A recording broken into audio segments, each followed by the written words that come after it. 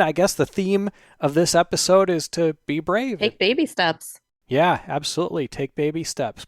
Being brave and being courageous is, I think, a really good thing for us to be willing to do. This is the Penny Forward Podcast, a show about blind people building bright futures one penny at a time. I'm Chris Peterson. I'm Liz Botner. I'm Mo Carpenter. And today we have no guest.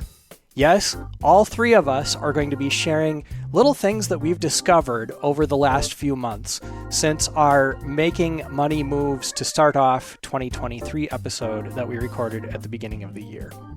I am going to be talking about my experience with a $40 Android phone that I bought in preparation for our Smartphone Showdown Financial Sense event that was held recently. Mo is going to be talking about some things that she has discovered, including a money market account she's opened and a great experience she had with a credit card company recently. And Liz is going to talk about what it's like to apply for and receive and use the Apple credit card.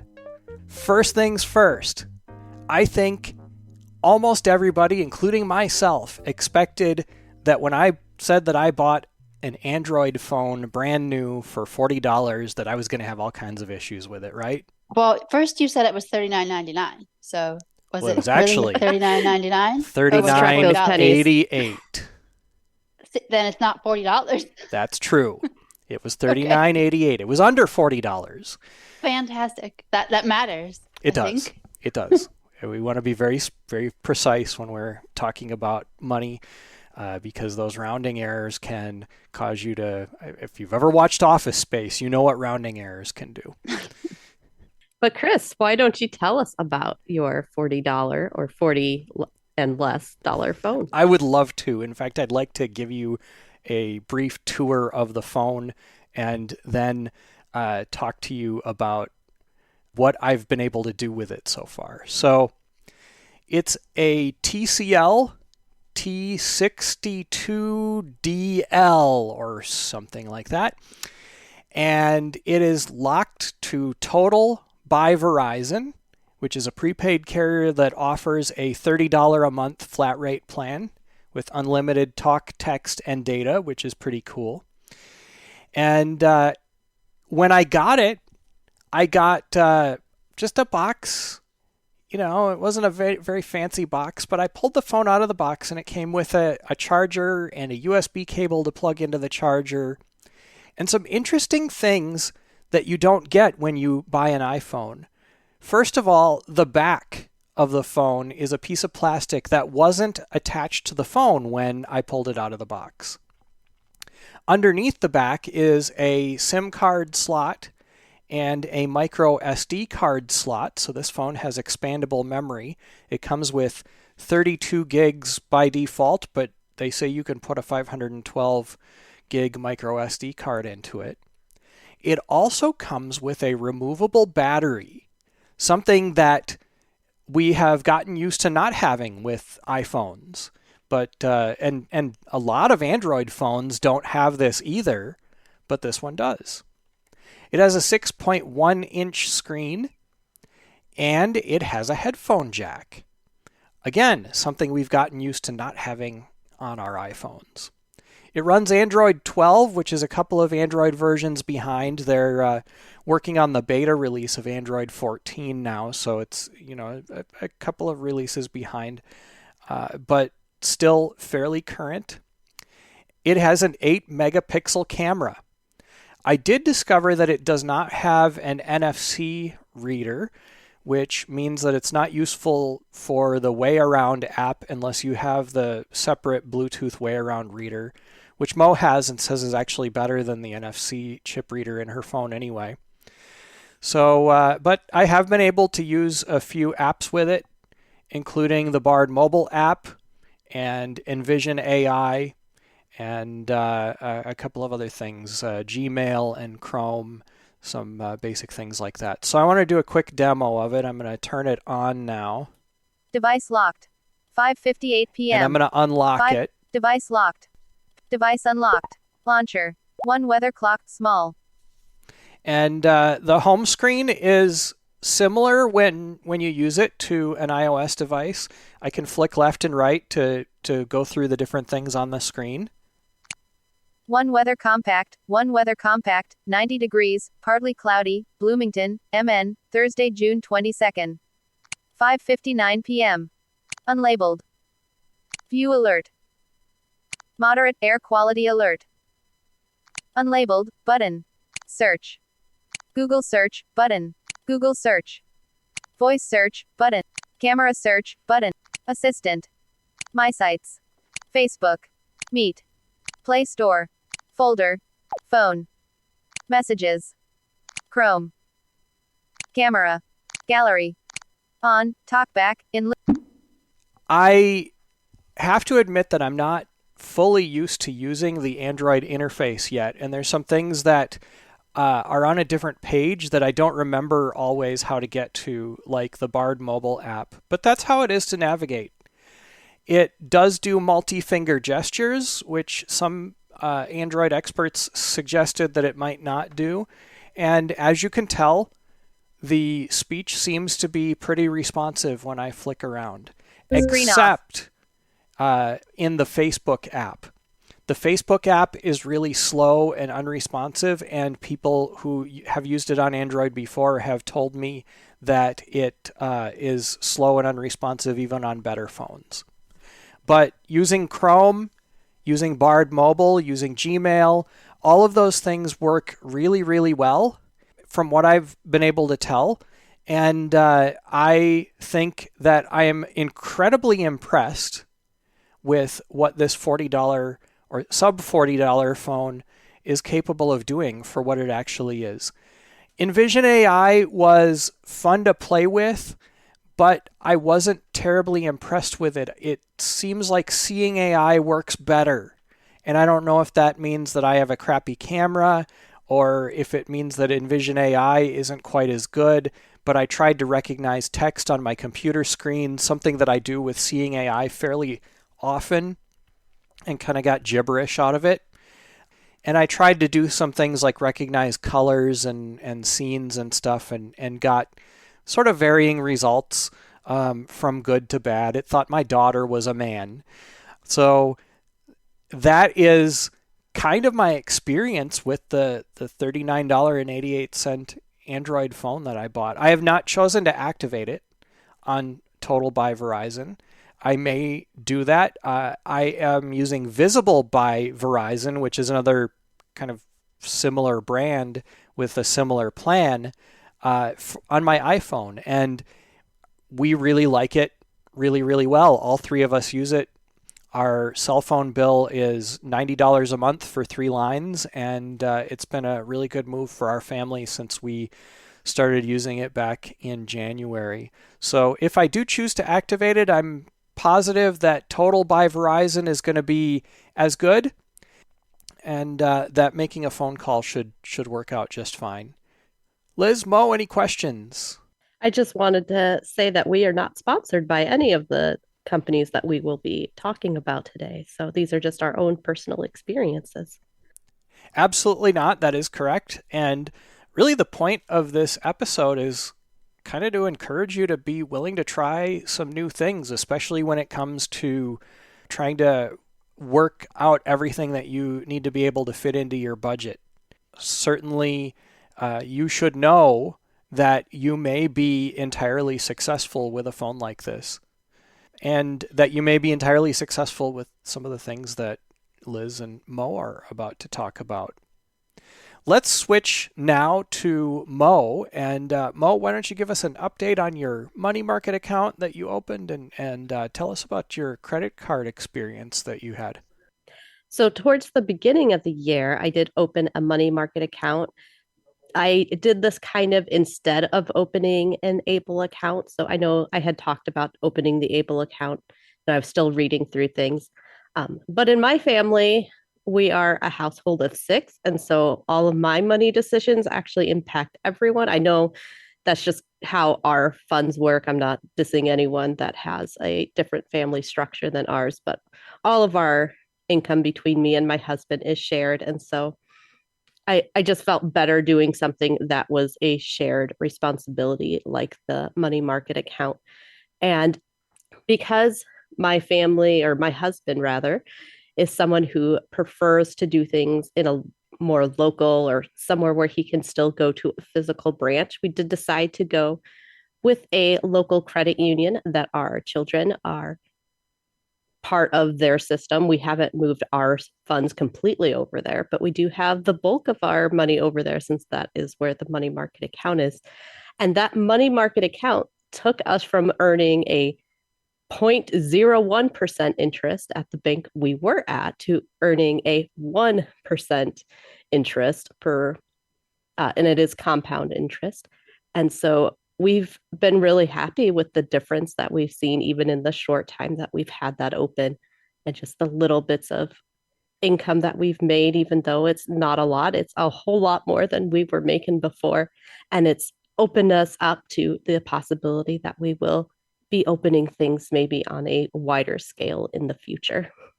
Yeah, it's good to take baby steps, especially when stuff makes you nervous. And clearly, in your family, that is a concern. So wonderful. I'm glad that you gave that a shot. And it's great to hear that you're noticing the difference. Is there anything about managing the money market account or using it that you've noticed that you were worried about or that surprised you? So far, I've only done the online management on the computer versus we did open the fund with taking money from our bank over to their bank. So that was all in person.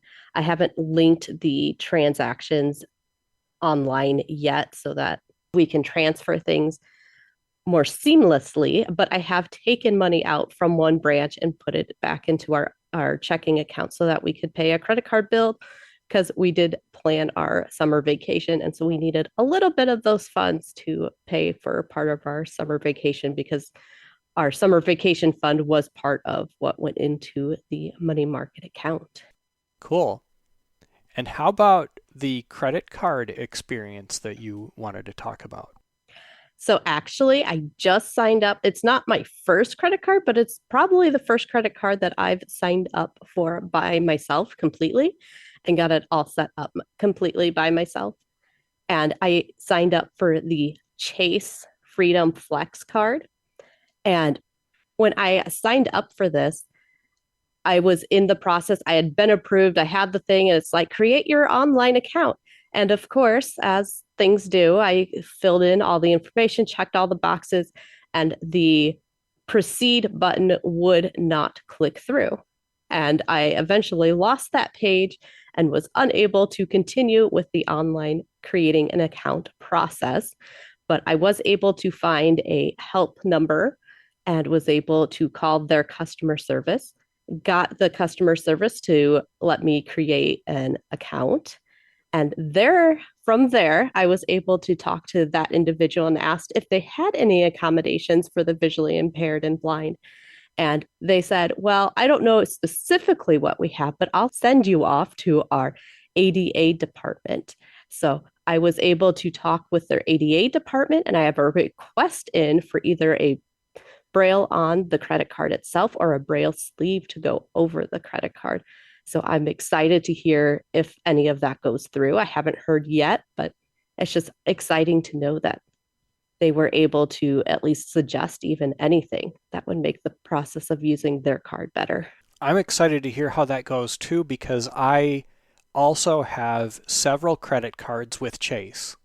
So if you're successful at that, I probably want to give them a call and make those same requests. So thank you for that piece of information. And again, we're not sponsored by Chase, but know that these things are available to you and that it never hurts to ask. And it's great that staff are trained to help to get you to the right department to get the answer, even if they don't know the answer themselves. That's a really positive sign, and I'm excited to hear more about that when you get your new card. What I would say though, Chris, you say you might wait until Mo receives her card before you call, but it may actually be worth calling yourself and investigating to see if you have a similar response in terms of what you are told, because maybe you will and it's awesome, but maybe you won't. So that actually might be worth doing before Mo even gets her card or her sleeve or whatever it is that she's going to get. It's a fair point, and I may give that a shot. We're getting close to convention season, and I'm really busy right now, so I don't know if I'll get to it. But you're absolutely right. I wouldn't have to wait. Right. And it's part of that convention season, just traveling as an independent person, which was one of the reasons I wanted to open this card, just so I could separate my spending when I'm by myself from my family's spending. Well, since I think we're done with talking about the things I've done, Liz, why don't you share with us about the Apple account? Sure. Before I do that, I just want to kind of give a general update on what I had spoken of in our previous episode earlier in the year, related to, I believe I had mentioned my Able account, and that is still going, and I am still contributing, and I have been able to watch it grow, and that's been really exciting. Recently, I have applied for and received and started using the Apple Card, and it was a decision that I decided to go with after talking to a colleague and then other people as well in terms of getting their experiences with using the card. And I was very, very pleased with the entire process, from the initial application to using the card and activating the physical card and using the electronic card. The process is done completely in the wallet app, and approval takes a very short time, mere minutes, to be honest. At least that was my experience. And I was approved and was able to start using it electronically. And you don't have to request a physical card, but I wanted one for the times that I might want to use the card and I'm not in a position to be able to use Apple Pay because of the merchant not accepting that. And so I did receive the physical card the other day, and without too much trouble was able to activate it. The instructions guided me through that process, and once I was able to figure out what they meant by hold the phone near the envelope, there were several envelopes that I was dealing with. The packaging is itself in an envelope, and the card is in this cardboard type envelope, and then that in and of itself, you open up the cardboard envelope and there's yet a third envelope that I believe is what they were talking about in terms of holding your phone towards that envelope at the bottom, and it will activate the card. And it did. I did not require assistance, although could have gotten it if I had needed it. There was a way to get assistance if I did not have success with activating the card with the instructions. But I have been successfully able to use the card with Apple Pay. And I have also received the cash back that with every transaction, you receive a certain percentage of cash back depending on the eligibility of that transaction. And I have received some of that, and it's small, but it will add up. And I am very pleased with my decision. Now, you do everything with the card through the wallet app, right? So when Yes. you have to make a credit card payment, do you also do that through the wallet app? You do, yes. Wow. And have you Yes. made a payment yet? I have not, but I have found the button, which is very prominent. Once you select the Apple Card in your wallet app, there's an option to make a payment. So it's very up in front in terms of being visible on the screen. And if you need to call customer service or chat with them or message them, I think as the app puts it, it's available in the app as well. I've not had to use that at this point, but it is there. That's really neat. And Apple has a really good track record with its own apps being accessible. So I'm guessing that the experience in the wallet app is just as good as everything else Apple. So far, so good, yes. Well, that's great. Nothing is ever perfect, unfortunately. I wish it were, but that's really good to hear. Was there anything that you were nervous about before you decided to sign up for the card? Just the idea of having yet another credit card. I don't have that many, but I don't like having a lot of accounts in general, because I feel like the more accounts you have, the more people can potentially find them and do bad things with them. But really and truly, it also helps with building credit to diversify and have in this case, multiple credit cards. So I just, and it's literally free money that you get when you use the card and get the cash back. So that's really what did it for me. Apple does have a savings account that can be set up along with the card. I have not yet done that, but I could do that if I so chose. Yeah, and that has over 4% interest rate. So it looks like it's a really good deal. I've done some reading about it and I'm a little bit intrigued about it myself, but I just applied for an American Express card earlier this year, and if you have taken our Concerned About Credit course, you know that applying for too many new cards or too many new lines of credit in a short period of time can bring your credit score down. And I don't really need it right now, so I'm going to hold off for a while and maybe think about it, say, next year after I've spread those applications out a little bit longer. One thing I've also done recently, which has me kind of pausing with setting the savings account up as well, is that I did convert my savings account is now a money market account. And so any money that I might want to transfer in there, I can do that, and it gets more percentage of interest than it otherwise would. So Yep. Although, be aware that a money market account doesn't always have a higher interest rate than a savings account. Correct. But sometimes it does. Mo is a good example of that, where she got a higher interest rate than her savings account by switching to a money market account. So and it's not the highest percentage you can get with a money market. It was just the highest from the companies that I looked at. Actually, I said it was 1%. It's 1.45% because it has gone up with the current, like I said, it is with a credit union. So they were able to actually, I think it was in May, we got bumped up to 1.45%. Okay. Yeah, that's great. Yeah, that those things do fluctuate. And one of the benefits of the high interest rate environment that we are in right now is that we are seeing higher interest rates on savings accounts and money market accounts and things like that than we would have the same time 2 or 3 years ago. But we talk about that a lot in other places, and we don't need to go into a ton of detail here. Well, Liz, Mo, it was really great to hear all of your experiences and to catch up with both of you. I don't have any specific plans from a financial perspective for later in the year that I can think of, although we did spend $60 on a can of paint to paint a railing that was looking really bad outside of our house, and we decided that we liked the color, so we're also going to paint our front door and our garage door that color. But I don't see that as being a particularly financially significant move, except to say that my wife, Kelly, has never considered herself to be a painter, and she was kind of nervous about painting because it wasn't something that she had done a lot of. But now that she's done it a few times, she's gotten to be a lot more comfortable with it, and it's a great way to save money if you learn a skill like that yourself, because we have in the past paid people thousands of dollars to do our painting for us because we were nervous about screwing it up ourselves.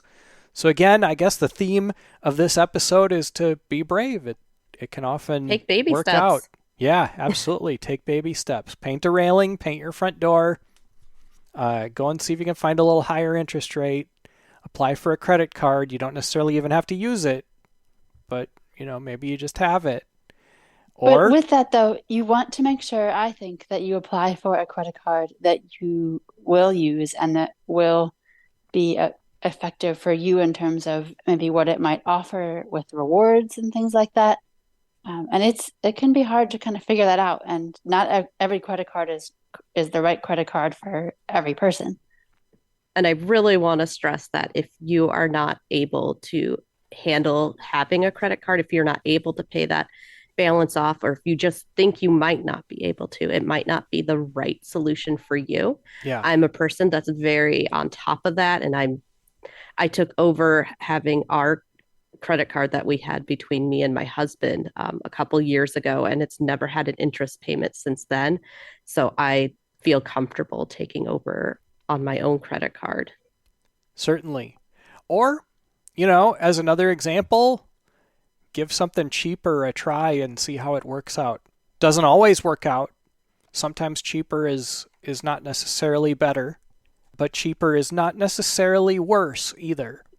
And sometimes something that might be cheaper might do the job good enough for now if you're trying to make ends meet or achieve a goal. Again, all of these are just examples, and you're going to find in your own life things that you're going to want to try to do, or you may be thinking about trying to do, and I want to give you some encouragement to maybe try those things. Not without some forethought and some planning, and certainly it's a good idea to get other people's opinions, maybe do some research ahead of time to make sure that you're making the right decision. But don't let yourself get paralyzed either by feeling like you need to make the perfect decision, because as with many things in life, there is not always a perfect decision. And there is never a perfect decision, I think in my opinion. Yeah, I think that's probably true. But sometimes there's a lot of different really good decisions, and being brave and being courageous is, I think, a really good thing for us to be willing to do. Yes. Liz, Mo, any final thoughts?